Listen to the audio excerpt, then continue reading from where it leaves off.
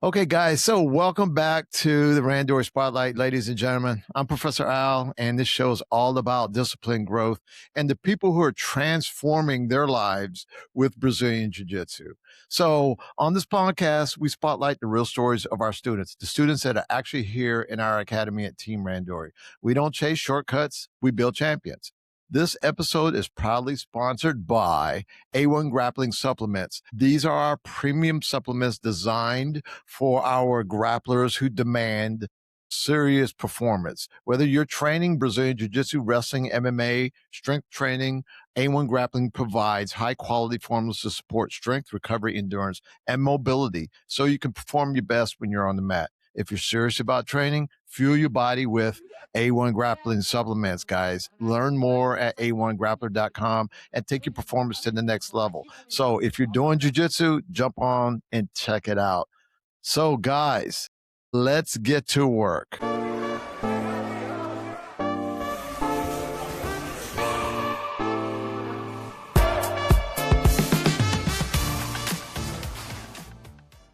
Today's podcast is another special guest. This is a gentleman, guys, that has been in the academy for a substantial period of time. And, not only is he a student, I like to call him my friend. So Tim, if you would please introduce yourself, my friend. Hi, everybody. My name's Tim Cook. I live in Annapolis, Maryland, in Riva. I have been a student at Randori Dojo since before COVID, I think about 2018. 2018. It's definitely an important part of my life, and the program is something that I enjoy doing. I strive to continue to doing on a regular basis. And there's a lot of depth to it, which I'm sure we'll get into through this conversation. So back there in 2018, what was one of the things that got you to walk by the academy and jump on the mats and come train with me? Yeah, well, it's kind of an interesting story. We were talking about it last night. I got introduced specifically to jiu-jitsu through two friends, Andrew Mosedale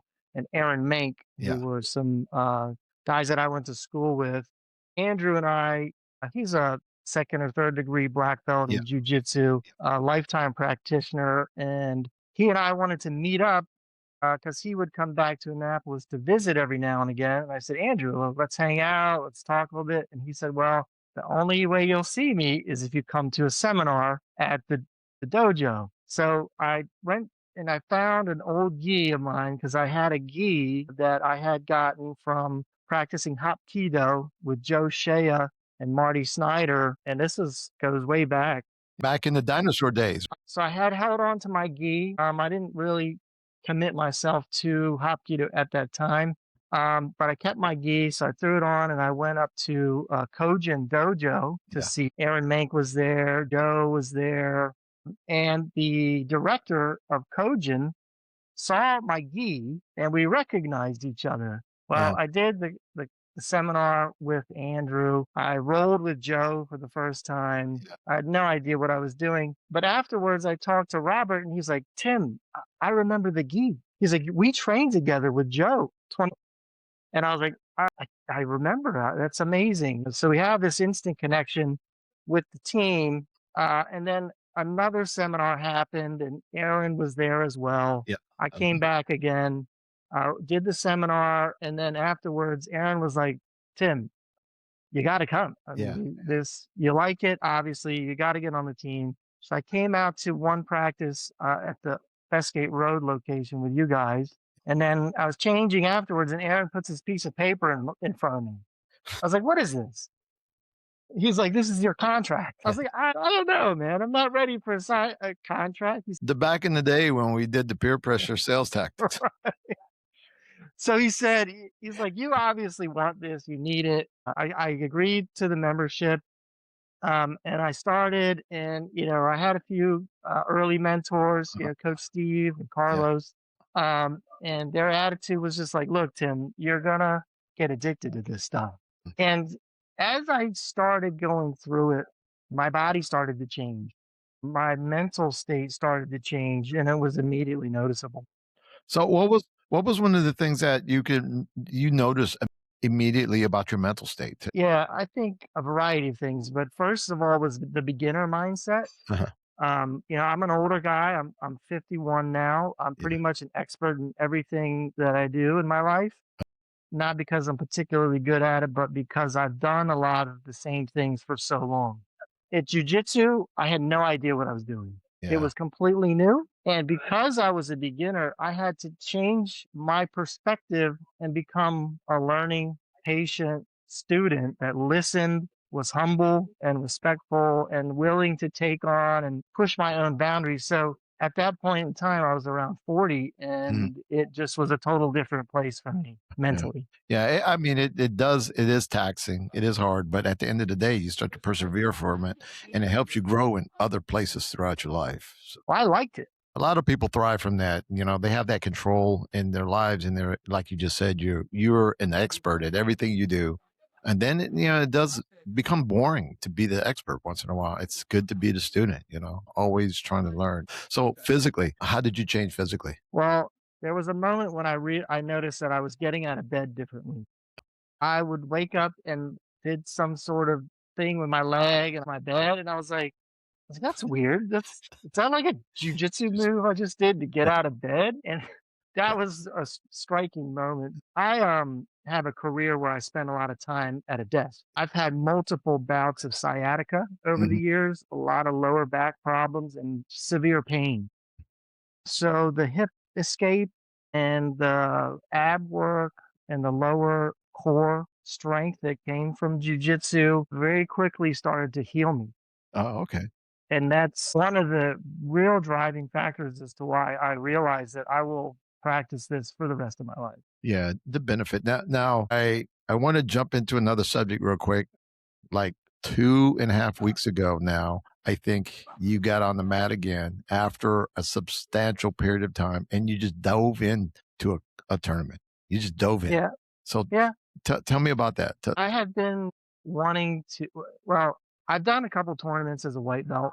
I enjoyed it and I wanted to continue to do tournaments, but I was a little intimidated when I became a blue belt Yeah. because as a no stripe blue belt, there's a whole lot of other blue belts with a lot more expertise. So now I've been a blue belt, well, for quite some time. I'm ready to get in back in the ring. I have a killer instinct that never goes away. I spent 30 years playing lacrosse as a defenseman. But in the conditions of athleticism and, sport, I'm always competitive. So I'm willing to put myself out there, win or lose, try my best. And so a little bit of the fear of getting into a competition is gone. And so this was one I wanted to do it. I want to do another one and I want to keep having that as part of my practice. Well, over the years, as being a student of mine and me coming to know you personally, you are an adventurer. I would equate you to Indiana Jones. Every time I talk to you or see you, now I know you're in the academy and you do a lot of training and you're here, but then there's periods of time where you're out. And with other students, I would text him and email him and say, where are you at, bud? What's going on? You're not in the academy. But for you, it's a little different because when you're out, it's an adventure. Tell us the places that you've been because they are astonishing. Well, that's an interesting perspective. And I like that. I think, again, it's comes back to a little bit of my personality. I try to live it to the fullest. So over the years, I've found there's certain things I have to do for my own like mental health.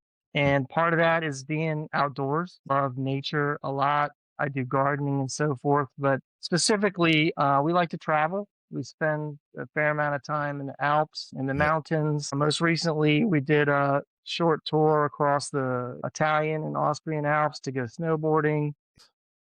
In August, we did a hiking trip where we went up like a 4,000-meter peak and then also did the approach trail to the Matterhorn. Over last summer, You send me pictures with your Randor shirt from the Matterhorn, huh? Yeah. yeah, I mean, it's, you say jujitsu is a lifestyle. I find kind of in the same vein that we've been talking about, it's gently pushing those boundaries in the context of safe sport.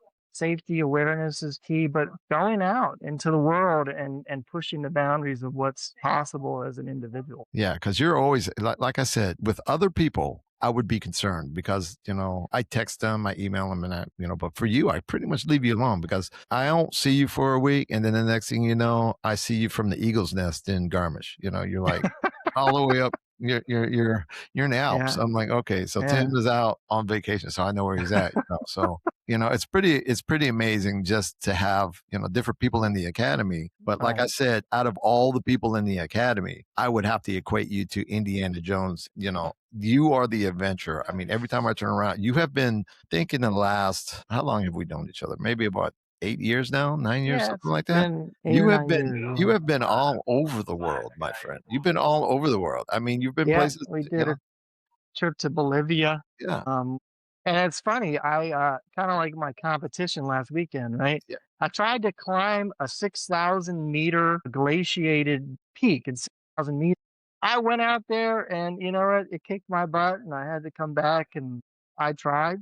I kind of got my butt kicked last Saturday, but out there, I you had a tried. great time. Yeah, yeah. You went out there and you tried, and you came back and you're like, "Coach, I don't know if the guard thing is gonna work for me today." But, I mean, you went out there and pulled guard and you gave this guy a hell of a time, and as soon as you were done, what you don't see is you don't see the guy that you just fought, and he's over there on the side, and he is totally 100%, just dead to Yeah, the world, and just 2 more seconds, this guy would have been like, "Oh my god," I don't yeah, and it's right. also, you guys, one of the things I have to commend you on is that when you do compete, you guys are of age and you have jobs and you have responsibilities, and you guys just throw yourselves out there to compete, but you're competing with people that don't have all those responsibilities, and they don't Mhm. have jobs, and they're in the academy every day training, training, training. And then, they're 15 years younger than you too. So, Well, you know, except for me, we were in the Masters. Gets the oldest available group. but you guys out there and you're in the academy, you're training with these guys. I mean, Yeah. there's a handful of guys that are your age in the academy that are training at that level, with the responsibilities that you guys have. So Mhm. that's something to be always be commendable, and it's always something to be looked at. You can't judge yourself on with everybody else, and that's kind of where what you're telling me. You're doing your own thing. You're out there making all these adventures and stuff, and even today, you're telling me, I'm like, hey, Tim, let's do this podcast. I want to sit down and talk to you. I want other people in the world to know a little bit about you. And here you are. You're not even in the state right now. You're not even in our state, and you're out booking a flight to go to Portugal. And then you're Yeah, going to go to a range to shoot. So, yeah, I yeah. mean, We're there's gonna people right now that are sitting at home watching, the Discovery Channel, and you're living the Discovery right. Channel. You know what I'm saying? Yeah. So we're gonna go to the Fairfax Rod and Gun Club. A Mm, friend of mine is a member there, and he's actively participating in that sort of training. yeah, yeah, And you and I've done a little bit of shooting together as well. I think from my point of view, it's part of the program. It's yeah. like we're out here in the real world. We're responsible with our skills, but we're always finding ways to hone them and to practice and to continue to practice. And self-defense is part of it. Range. What is it when your aim is really good? What are you practicing that one? Well, when your aim is good, the Marksmanship, marksmanship training, yeah, marksmanship. yeah, in defensive shooting, so And then, yeah, I'm booking a trip because my nephew is throwing like some kind of fundraiser party uh-huh.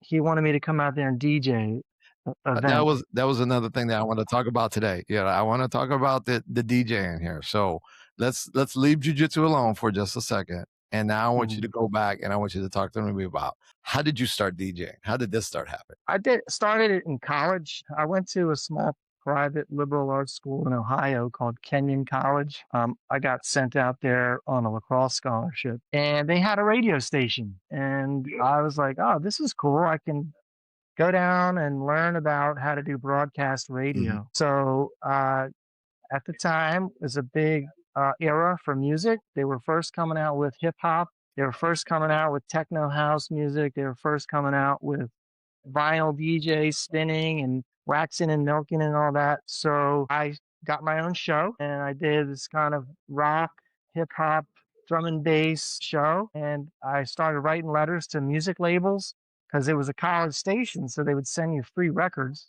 You get those promotional copies back in Yeah, the day. Yeah, so yeah. so we got promos from Death Row Records, Moonshine, and some of these early labels that were at the time revolutionary. So I stayed with it. I did some of my elective studies in music theory, and then, kept doing it, just trying. And, I got record players. I brought mixers up to New York. Had some friends that were big into going clubbing, and I, experienced what the Sound Factory and the Capitol Ballroom in DC, a DC, place called yeah, Nation. yeah, yeah. Nations and Those clubs were very formative at that time, and the DJs were the critical part.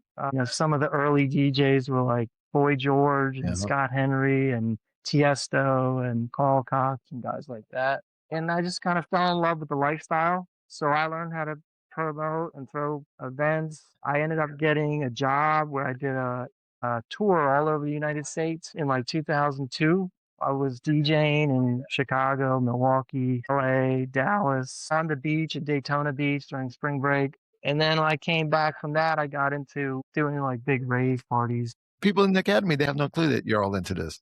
Yeah, I've stayed with it over the Yeah. years, which is an interesting thing because the nightlife is really a young man's game. I don't go out. I don't go out to parties a lot now, but I have an active radio show. I do Yeah. once a month in DC on Eaton Radio.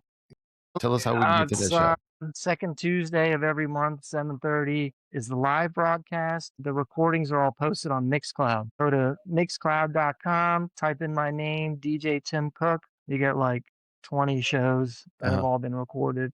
So I do that, and then I play at a couple of clubs, one of which happens to be like one of the best techno house clubs in DC. I just now got a thing going on where I'm going to start managing DJ bookings for a restaurant, cafe, bar with a friend. Did you guys ever figure?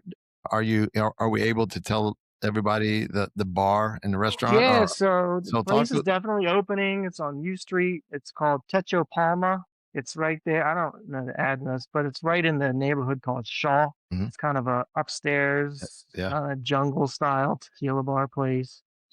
And then, I got a couple random bookings, and I also got hooked up with this agency recently. So there's a guy who does like corporate events that he's been throwing me some opportunities with that. So how are you going to do all this DJing, and then you're going to be out there doing your adventure around the world? You have your regular job, and you're going to do jujitsu, and you tell me you want to get on the mat and do some competitions too. I think your plate is a little full, my friend. I mean, my plate's definitely full, Always. and sometimes it's too full because, not only that, but I'm a business owner. I Yeah. run a 6-person company. Yeah. I'm also a business investor. I've got my finger in a few pies in the business world. And I try to keep my head even. I Yeah. try to maintain to all the things that I do, I'm committed and on one level or another. And I think that's part of the reason why by now, you have a little bit of comfort. If I miss some time, it's because I'm Yeah, I committed know. Yeah, I know you're and committed. I'm gonna be there. And when I am, I'm present, and I'm a good teammate and I participate with my heart. So with that, with so many things going on, it's like I try to just maintain focus, give myself a chance to rest when it's time to rest, and then when it's time to go, Yeah. try to just Yeah. try to stay positive. Positive, yeah. Yeah. Now, there's a part of the show what I like to do is I like to ask questions, and I wanna Okay. ask some questions, but I need you to respond quickly. But Okay. because of the information that we've disclosed today, the DJing and the jujitsu, what I'm going to do is I'm going to mix up some of the questions here. That's fine. The first question I'm going to ask you about 3 questions about jujitsu, and then I'm going to ask you some couple of questions about DJing. Okay, so and I'm Okay. going to take the DJ questions way back. Okay, so Okay. you're probably going to have to think about these for a few minutes. Probably have to put your I'm a 21-year-old guy hat on. Okay, Okay. okay, so Okay. so are you ready? Are you ready for this? Yes, Quick I'm questions. ready. Statin needles, yes or no? Ortofon needles. Order needles. Are we talking about the Technique 1200s? Yes or no? Technique 1200. Can you program a 808? No. No. Man, I knew you knew how to program 80 I 80 mean, I could if I spent some if you time with it, spent but I some haven't time with done it. it myself. Okay. So what's your favorite submission? I mean, I like chokes a lot. My Mhm. game really is to go for the throat as best I can. Guard pass, guard puller. You've seen me try to pull the guard. It's pretty bad. Guard pass. The kimono, non-kimono. I like the gi. Yeah, I know. We like the geese. So, other than going to Portugal, all these other adventures, is there anything else that we don't know about Tim that we'd like that you'd like to disclose to us, Tim? I mean, I don't know. I really like gardening. I have a flower garden and a vegetable garden at my house. That's kind of my What happened to the peaceful sailboat? place. I What about? still have a sailboat. Yeah, you still got the I sailboat. love getting out on the water. I live on the waterfront, and so I have kind of a way to find some peaceful places in Mhm. my life, and some of those quiet moments in like the Zen garden type of setting is big for me. I got kind of a saying, it's a common one. I'd rather be a warrior in a garden than a gardener in a war. Yeah, So, I come to train with Coach Al to learn the self-defense techniques that will keep me safe out there. yeah. But I do have a peaceful side of me that, I keep kind of private. Well, Tim, I really, really appreciate you for being on the show today. I know you got a lot of stuff to do today. You guys are going to be pretty busy, and you put off going to the range out there long enough. So I do thank you very much for your time, and Yeah, I look cool. forward to seeing you on the mat again. And I look forward to hearing about the adventures. I'm looking forward to hearing about this techno party that you guys got going in Portugal because Yeah, that sounds like that's going to be yeah. huge, man. That's going to be huge. It's That's it's gonna be nice. Sunset you set. need to get us a club, man, here in Annapolis. Annapolis is a college town. But But I'll definitely be back next week. I techno took this week off to kind of let my body rest. My arm was a little cranked. yeah, But I'm in and I'll be around. but I think a techno bar spot here in Annapolis would be good.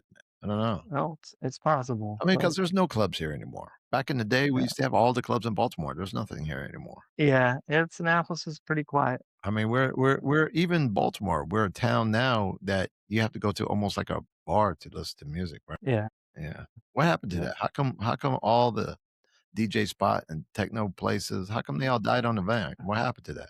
The nightlife is going through a massive, massive shift throughout the world.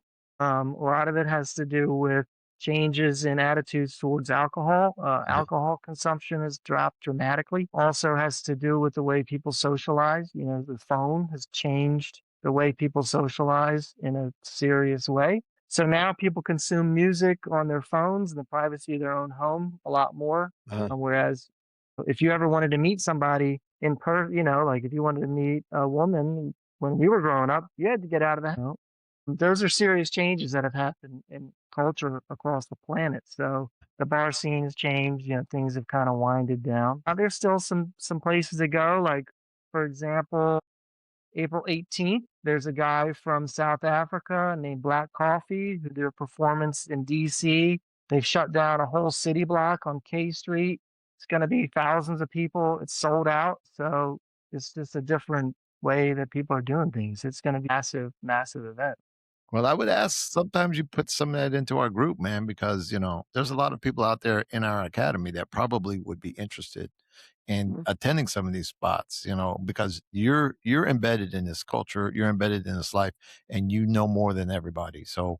please, you get a chance, something like this is coming up, post it in our group, man, so people Okay, I know. And will. then, That's cool. because there's some people once in a while looking for something to do, and you have a Yeah, well, I'll definitely give lot of some knowledge heads about up once we open the Techo Palma. That's going to happen. Nice laid back environment. It's a bar restaurant. It's open until 11 o'clock at night. They're going to have good food, good music, drinks. It's it. Yeah, free to get in. yeah, It's a nice vibe. Easy to digest. yeah. It's not like a underground after hours street or anything like that. Yeah, I like to, check that place out when, Okay, you guys cool. get that thing open, so alright, well, guys, thank you very much. Tim, get Yeah, out thanks for there the invite. go to the range, man, be safe today, Okay, I of wanna see course. you in a couple days from now, All right. Will do. let us know about the Portugal thing, so guys, thank you very Okay. much, and again, here on our podcast, our job is to spotlight people like Tim, our members, we have some of the best members out there, these guys are some extraordinary people. They have lives, they have adventures that, you would never know unless you sit here and spend a couple of seconds on the podcast or just sit down and talk to them in the class. What we're trying to do is we're just trying to get people to know one another in our academy and let the general community know that, hey, these are some awesome people. So, guys, until next time, we appreciate you guys watching. We appreciate you guys spending a couple of minutes with me and Tim ramble about techno music, jujitsu, and his wild adventures to, whenever he goes to Germany, he brings me a beer back. So I want you guys to know. I don't drink alcohol, but I will digress and I have a German beer when I eat my dinner. So Tim, All thank you right. very much for that, guys. So you guys take care and have a good day. Thanks, Have everybody. a good day. Okay. Yep. Peace out, man.